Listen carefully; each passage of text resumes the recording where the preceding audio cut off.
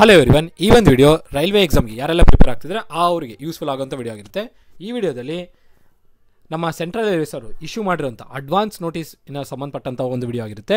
So ನಿಮಗೆ ನಾನು last ವಿಡಿಯೋದಲ್ಲಿ ಮಾಡಿದಾಗ ರೈಲ್ವೇದಲ್ಲಿ ಬಿಟ್ಟಿರುವಂಥ assistant loco pilot government job ಬಿಟ್ಟಿರುವಂಥ ನೋಟಿಫಿಕೇಷನ್ ಆ ಬಗ್ಗೆ ಎಕ್ಸ್ಪ್ಲೈನ್ ಮಾಡಿಬಿಟ್ಟು ನನ್ನ ಚಾನಲಲ್ಲಿ ಅಪ್ಲೋಡ್ ಮಾಡಿದ್ದೆ. ಈಗ ಸಾಕಷ್ಟು ದಿನಗಳ ಹಿಂದೆ ಹಲವಾರು ಕೋಚಿಂಗ್ ಇನ್ಸ್ಟಿಟ್ಯೂಷನ್ಸ್ ಆಗಿರ್ಬೋದು, ಕೆಲವು ಅಭ್ಯರ್ಥಿಗಳಾಗಿರ್ಬೋದು, ಅವರೆಲ್ಲ ಏನು ಮಾಡಿದ್ದಾರೆ ಅಂದರೆ ಒಂದು ಕ್ಯಾಂಪಿಂಗ್ ಮಾಡಿಬಿಟ್ಟು ಎಷ್ಟು ವೇಕೆನ್ಸೀಸ್ ಇದೆ, ಏನು ಕತೆ, ವೇಕೆನ್ಸಿ ಯಾಕೆ ಇಷ್ಟು ಕಮ್ಮಿ ಬಂತು ಎಲ್ಲ ಅಂತ ಟ್ವಿಟರಲ್ಲಿ ಇದು ರೈಸ್ ಮಾಡಿದರು.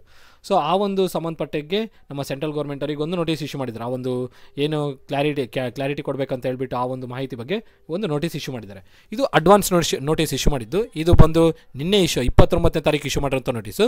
ಸೊ 31ನೇ ತಾರೀಕು ಅಂದರೆ ಇವತ್ತು ಇಶ್ಯೂ ಮಾಡಿರೋ ಒಂದು ನೋಟಿಸ್ ಇದೆ, ಅದ್ರ ಬಗ್ಗೆ ನಿಮಗೆ ಎಕ್ಸ್ಪ್ಲೇನ್ ಮಾಡ್ತೀನಿ. ಮೊದಲು ಈ ನೋಟಿಸಲ್ಲಿ ಏನು ಇಶ್ಯೂ ಮಾಡಿದ್ರು ಅಂತ ನೋಡೋಣ. ಇಲ್ಲಿ ನೋಡಿ, CN ನಂಬರ್ 01/2024ಗೆ 28 ಜನವರಿಗೆ ನಮಗೆ ಅಸಿಸ್ಟೆಂಟ್ ಲೋಕೋ ಪೈಲಟ್ಗೆ ಒಂದು ನೋಟಿಸು ಇಶ್ಯೂ ಆಗಿತ್ತು ನಮ್ಮ RRB ವೆಬ್ಸೈಟಲ್ಲಿ, ಅಂದರೆ ಎಲ್ಲ ಝೋನಲ್ಲಿನ ವೆಬ್ಸೈಟ್ಸಲ್ಲಿ. ಆ ನೋಟಿಸಲ್ಲಿ ಏನಿತ್ತು ಅಂತಂದರೆ ಅಸಿಸ್ಟೆಂಟ್ ಲೋಕೋ ಪೈಲಟ್ ಸಂಬಂಧಪಟ್ಟಂಥ ಮಾಹಿತಿ ಕೊಟ್ಟಿದ್ರು. ಎಷ್ಟು ವೇಕೆನ್ಸಿ ಇತ್ತು, ಯಾವ ಝೋನಲ್ಲಿ ಎಷ್ಟೆಷ್ಟು ವೇಕೆನ್ಸಿ ಇದೆ, ಎಲಿಜಿಬಿಲಿಟಿ ಕ್ರೈಟೀರಿಯಾ ಏನು, ಎಕ್ಸಾಮ್ ಎಷ್ಟು ಪ್ರಾಸೆಸಲ್ಲಿ ನಡೆಸ್ತೀವಿ, ಆದಮೇಲೆ ಫೀಸ್ ಸಂಬಂಧಪಟ್ಟಿದ್ದೇನು, ಇವೆಲ್ಲ ಡೀಟೇಲ್ಸ್ನ ಮೆನ್ಷನ್ ಮಾಡಿದರು. ಸೊ ಈಗ ಇನ್ನೊಂದು ನೋಟಿಸ್ನು ಇಶ್ಯೂ ಮಾಡೋದಿದ್ದಾರೆ. ಯಾಕಂದರೆ ಪ್ರೀವಿಯಸ್ ಆಗಿ ಏನು ಇಶ್ಯೂ ಮಾಡಿದ್ರು 5000+ ವೇಕೆನ್ಸೀಸ್ಗೆ, ಆ ನೋಟಿಫಿಕೇಷನಲ್ಲಿ ಕೇವಲ ಅಸಿಸ್ಟೆಂಟ್ ಲೋಕೋ ಪೈಲಟ್ ಅಂದರೆ ALPಗೆ ಸಂಬಂಧಪಟ್ಟಂಥ ಮಾಹಿತಿ ಮಾತ್ರ ಇತ್ತು. ಆದಮೇಲೆ ಏನು ವೇಕೆನ್ಸೀಸ್ ಇತ್ತು ಅದು ಕೇವಲ ಅಸಿಸ್ಟೆಂಟ್ ಲೋಕೋ ಪೈಲಟ್ ವೇಕೆನ್ಸೀಸ್ ಮಾತ್ರ ಆಗಿತ್ತು. ಇನ್ನು ಟೆಕ್ನಿಷಿಯನಿನ ವೇಕೆನ್ಸೀಸ್ ಕೇಳಿದಾಗ ಅವರು ಈ ಒಂದು ಕ್ಲಾರಿಟಿನ ಕೊಡೋದಕ್ಕೆ ಈ ನೋಟಿಸ್ ಇಶ್ಯೂ ಮಾಡಿದ್ದಾರೆ.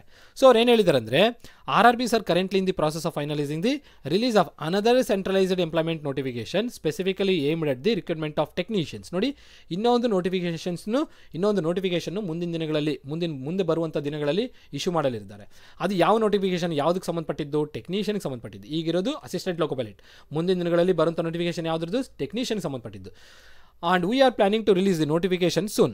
Aspiring candidates are advised to regularly monitor the official website of the RRB for timely updates and announcement regarding this forthcoming notification.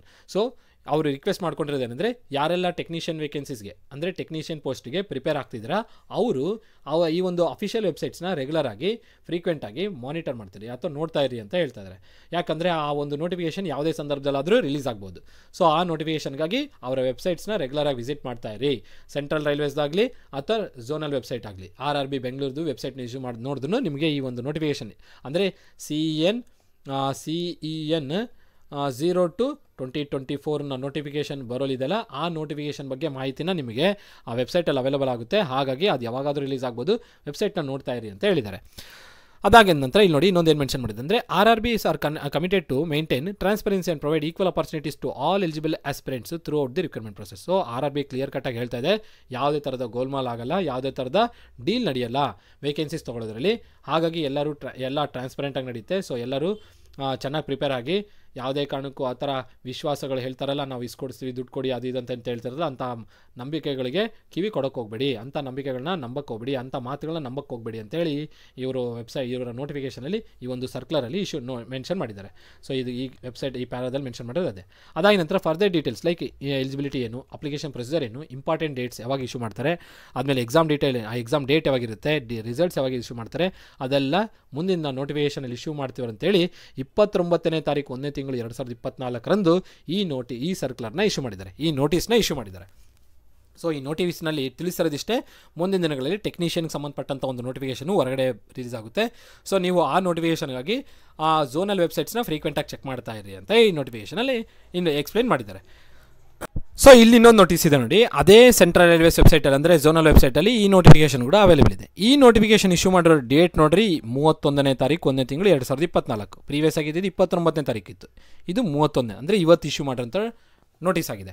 So ಈ ನೋಟಿಸಲ್ಲಿ ಅವರು ಕ್ಲಿಯರಾಗಿ ಮೆನ್ಷನ್ ಮಾಡಿದ್ದಾರೆ. ಈಗ ನೋಡಿ, ಅಬೌಟ್ 9000 ವೇಕೆನ್ಸಿ, ಯಾವುದು ಟೆಂಟೇಟಿವ್ ನಂಬರ್ ಆಫ್ ವೇಕೆನ್ಸೀಸ್, ಎಷ್ಟು 9000 vacancies ಯಾವುದಕ್ಕೆ ನೋಡಿ, ಇಲ್ಲಿ ಟೆಕ್ನಿಷಿಯನ್ದು CN number 02/2024 recruitment of technicians tentative timelines ಅಂತ ಹೇಳಿದ್ದಾರೆ.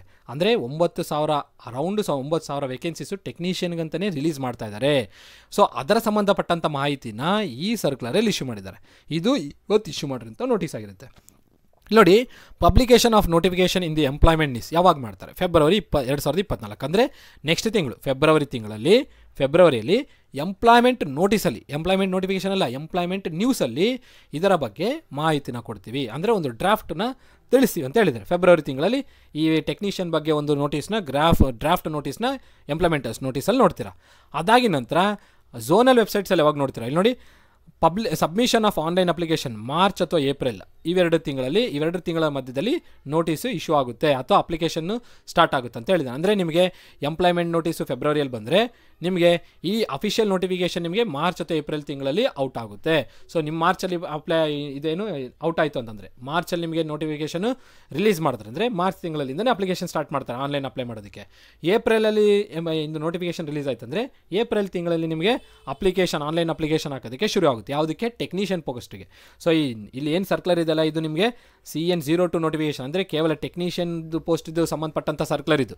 ಎಷ್ಟು ವೇಕೆನ್ಸೀಸು? 9,000 ಅರೌಂಡ್ 9,000 ವೇಕೆನ್ಸೀಸು ಇಶ್ಯೂ ಆಗಲಿದೆ ನೋಟಿಫಿಕೇಶನ್ ಎಲ್ಲ ಝೋನ್ಸ್ಗೂ. ಸೊ ಇದು ಯಾವಾಗ ಇಶ್ಯೂ ಮಾಡ್ತಾರೆ ಎಂಪ್ಲಾಯ್ಮೆಂಟ್ ನೋಟಿಸಲ್ಲಿ? ಫೆಬ್ರವರಿ ತಿಂಗಳಲ್ಲಿ. ಅಫಿಷಿಯಲ್ ನೋಟಿಫಿಕೇಶನ್ ನಿಮಗೆ ಮಾರ್ಚ್ ಅಥವಾ ಏಪ್ರಿಲಲ್ಲಿ ರಿಲೀಸ್ ಆಗುತ್ತೆ. ಅದಾಗಿ ನಂತರ CBT ಬಗ್ಗೆನೂ ಇನ್ಫಾರ್ಮ್ ಮಾಡಿದ ನೋಡಿ, ಕಂಪ್ಯೂಟರ್ ಬೇಸ್ಡ್ ಟೆಸ್ಟ್ ಆಗಿರುತ್ತೆ. ಇದು ಯಾವ ತಿಂಗಳಿಂದ ಯಾವ ತಿಂಗಳ ಮಧ್ಯದಲ್ಲಿ ಅಂದರೆ ಅಕ್ಟೋಬರ್ ಮತ್ತು ಡಿಸೆಂಬರ್ ತಿಂಗಳ ಮಧ್ಯದಲ್ಲಿ.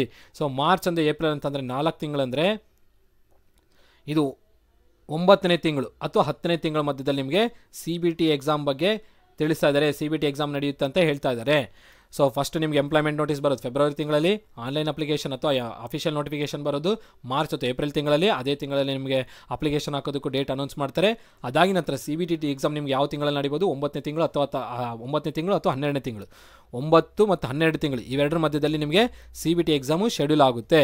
ನೋಡಿ ಅಕ್ಟೋಬರ್ ಇನ್ ಬಿಟ್ವೀನ್ ಇಲ್ಲಿ ನೋಡಿ the CBTs are tentatively scheduled to be held between October and December. October ಮತ್ತು ಡಿಸೆಂಬರ್ ಮಧ್ಯದಲ್ಲಿ ನಿಮಗೆ CBT ಎಕ್ಸಾಮ್ ನಡೆಯುತ್ತೆ. ಅದಾಗಿ ನಂತರ ಶಾರ್ಟ್ ಲಿಸ್ಟಿಂಗ್ ಯಾವುದಕ್ಕೆ? DVಗೆ ಯಾವ ತಿಂಗಳಲ್ಲಿ? ಫೆಬ್ರವರಿ 2025. ಎಕ್ಸಾಮ್ ನಡೆದ ಕೇವಲ 2 ತಿಂಗಳಲ್ಲಿ ನಿಮಗೆ ಇದೇನು ಎಕ್ಸಾಮ್ ರಿಸಲ್ಟ್ಸ್ನ ಅನೌನ್ಸ್ ಮಾಡಿ ಡಾಕ್ಯುಮೆಂಟ್ ವೆರಿಫಿಕೇಷನ್ಗೆ ಕರಿತೀವಿ ಅಂತ ಹೇಳ್ತಾ ಇದ್ದಾರೆ. ಶಾರ್ಟ್ ಲಿಸ್ಟ್ ಮಾಡ್ತಾರೆ ಅಂತ ಹೇಳ್ತಾರೆ, ಕರೆಯೋದಲ್ಲ ಶಾರ್ಟ್ ಲಿಸ್ಟ್ ಮಾಡ್ತಾರೆ. ಯಾರೆಲ್ಲ DVಗೆ ಶಾರ್ಟ್ ಲಿಸ್ಟ್ ಆಗಿರ್ತಾರೆ ಅನ್ನೋದನ್ನ ಇನ್ಫಾರ್ಮ್ ಮಾಡ್ತಾರೆ. ಕರೆಯೋದು ಅದಾಗಿ ನಂತರ ಮುಂದಿನ ದಿನಗಳಲ್ಲಿ ನಿಮಗೆ DVಗೆ ಡೇಟನ್ನು ಕೊಡ್ತಾರೆ. ಇಲ್ಲಿ ನೋಡಿ ನೋಟಲ್ಲಿ ಇಶ್ಯೂ ಮಾಡಿದ್ದಾರೆ, the centralised employment notice for the next cycle of recruitment to the post of technicians is provisionally planned to issue in April month. So ಇಲ್ಲಿ ಮಾರ್ಚ್ ಮತ್ತು ಏಪ್ರಿಲಲ್ಲಿ ನಿಮಗೆ ಸಬ್ಮಿಷನ್ ಆಫ್ ಆನ್ಲೈನ್ ಅಪ್ಲಿಕೇಶನ್ ಅಂತ ಹೇಳಿದರು. ಬಟ್ ಇಲ್ಲಿ ಇನ್ನೊಂದು ನೋಟ್ನಲ್ಲಿ mention ಮಾಡಿದ್ದಾರೆ ನೋಡಿ, ಪ್ರಾವಿಷನಲಿ ಅಂದರೆ ಟೆಂಟೇಟಿವ್ ಆಗಿ ಏಪ್ರಿಲ್ ತಿಂಗಳಲ್ಲಿ ಪ್ಲ್ಯಾನ್ ಮಾಡಿದ್ದಾರೆ ಅಂತ ಹೇಳ್ತಾ ಇದ್ದಾರೆ. ಇದು ಇನ್ನೊಂದು ನೋಟಿಫಿಕೇಷನ್ ಇರ್ಬೋದು ನೋಡಿ. ಇದರಲ್ಲಿ ಏನಂತ ಹೇಳಿದಾನೆ, ನೆಕ್ಸ್ಟ್ ಸೈಕಲ್ ಇದು ನೋಡಿ ಏಪ್ರಿಲ್ 2025 ಹೇಳ್ತಿರೋದು, ಅಂದರೆ ಫೆಬ್ರವರಿ ಆಗಿದ ನಂತರ, ಅಂದರೆ ಈ ಪ್ರಾಸೆಸ್ ಎಲ್ಲ ಕಂಪ್ಲೀಟ್ ಆದಮೇಲೆ ಹೇಳ್ತಾ ಇದ್ದಾರೆ. ಸೊ ಇವಾಗ ಇವನು ಏನು ಹೇಳ್ತಾನೆ, ಎಂಪ್ಲಾಯ್ಮೆಂಟ್ ನೋಟಿಸಲ್ಲಿ ಟೆಕ್ನಿಷಿಯನ್ ಬಗ್ಗೆ ಫೆಬ್ರವರಿಯಲ್ಲಿ ಬರುತ್ತೆ, ಇದು CN02 ಬಗ್ಗೆ ಹೇಳ್ತಿರೋದು. ಮಾರ್ಚ್ ಅಥವಾ ಏಪ್ರಿಲ್ ತಿಂಗಳಲ್ಲಿ ನಿಮಗೆ ಇದ್ರದ್ದು ನೋಟಿಫಿಕೇಷನ್ ಅಫಿಷಿಯಲ್ ಆಗಿ ರಿಲೀಸ್ ಮಾಡ್ತಾರೆ. ಅಕ್ಟೋಬರ್ ಮತ್ತು ಡಿಸೆಂಬರ್ ಮಧ್ಯದಲ್ಲಿ CBT ಎಕ್ಸಾಮ್ ನಡೆಯುತ್ತೆ.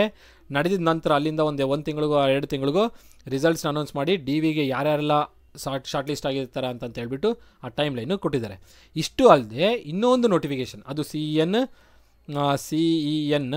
ನೆಕ್ಸ್ಟ್ ಏನು 02 ಅಲ್ಲ 01, ಯಾವಾಗ 2025ಕ್ಕೆ ಇನ್ನೊಂದು ನೋಟಿಫಿಕೇಷನ್ ಕೂಡ ಹೊರಬರಲಿದೆ ಅಂತೇಳಿ ಇಲ್ಲಿ ಹೇಳ್ತಾರೆ ನೋಡಿ. The centralised employment notice for the next cycle, ಇನ್ನೊಂದು next cycle of recruitment to the post of technicians ಮಾತ್ರ ಇದು is provisionally planned for issue in April 2025. So ಇದು ನೆಕ್ಸ್ಟ್ ಸೈಕಲ್ ಬಗ್ಗೆ ಹೇಳ್ತಿರೋದು, ಇದ್ರ ಬಗ್ಗೆ ಅಂತ ತಲೆ ಕೆಡಿಸ್ಕೊಳ್ಬೇಡಿ.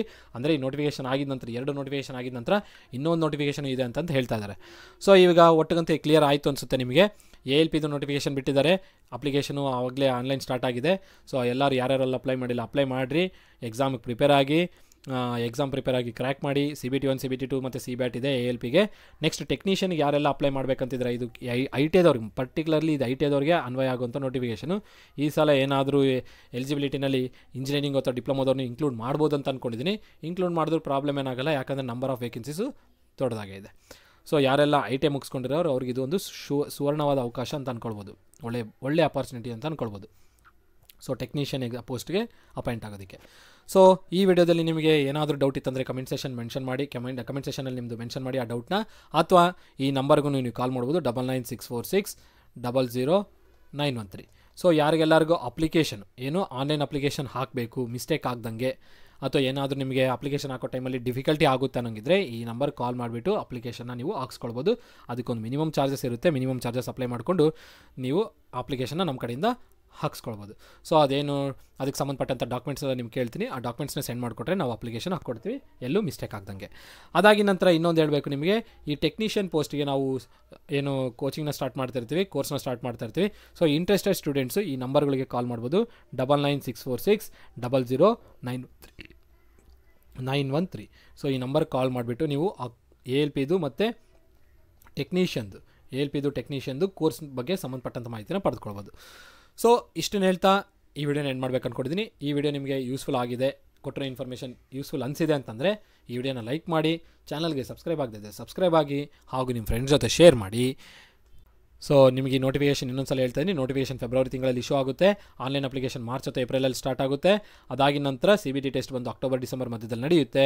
ಅವು ಶಾರ್ಟ್ ಲಿಸ್ಟ್ ಆಗಿರೋ ಕ್ಯಾಂಡಿಡೇಟ್ಸ್ ಬಗ್ಗೆ ಡಾಕ್ಯುಮೆಂಟ್ ವೆರಿಫಿಕೇಷನ್ ಫೆಬ್ರವರಿ ತಿಂಗಳಲ್ಲಿ 2025 ರಿಲೀಸ್ ಮಾಡ್ತೀವಿ ಅಂತ ಹೇಳ್ತಿದ್ದಾರೆ. ಇನ್ನೊಂದು ನೋಟಿಫಿಕೇಷನ್ ಅಂದರೆ ನೆಕ್ಸ್ಟ್ ಬರುವಂಥ 2025 ಬಗ್ಗೆನೂ ಹೇಳ್ತಿದ್ದಾರೆ. ಇನ್ನೊಂದು ಟೆಕ್ನಿಷಿಯನ್ ನೋಟಿಫಿಕೇಷನು 2025 ಏಪ್ರಿಲ್ ತಿಂಗಳಲ್ಲಿ ಇಶ್ಯೂ ಮಾಡ್ತಾರೆ ಅಂತಲೂ ಹೇಳ್ತಿದ್ದಾರೆ. ಸೊ ಈ ವಿಡಿಯೋದಲ್ಲಿ ನಿಮಗೆ ಮಾಹಿತಿನ ಕೊಟ್ಟಿದ್ದೀನಿ, ಕೋರ್ಸ್ ಬಗ್ಗೆ ತಿಳಿಸಿದ್ದೀನಿ. ಕೋರ್ಸ್ ಇಂಟ್ರೆಸ್ಟ್ ಇರೋರು ಈ ನಂಬರ್ಗೂ ಕಾಲ್ ಮಾಡ್ಬೋದು, ಅಥವಾ ಅಪ್ಲಿಕೇಶನ್ಗೆ ಹೆಲ್ಪ್ ಏನಾದರೂ ಬೇಕಂತಂದ್ರು, ಅಥವಾ ಅಂದರೆ ಅಪ್ಲಿಕೇಶನ್ ನಾವು ಹೆಲ್ಪ್ ಅಪ್ಲೈ ಮಾಡಬೇಕಂತ ಏನಾದ್ರು ಇತ್ತಂತಂದ್ರು ನೀವು ಈ ನಂಬರ್ಗೆ ಕಾಲ್ ಮಾಡಿಬಿಟ್ಟು ಅಪ್ಲಿಕೇಶನ್ ಕೂಡ ಅಪ್ಲೈ ಮಾಡಿಸ್ಕೊಳ್ಬೋದು. ಇಷ್ಟನ್ನೇ ಹೇಳ್ತಾ ಈ ವಿಡಿಯೋ ಏನು ಮಾಡ್ತೇನೆ. ಎಲ್ಲರಿಗೂ ಧನ್ಯವಾದಗಳು. Have A nice day.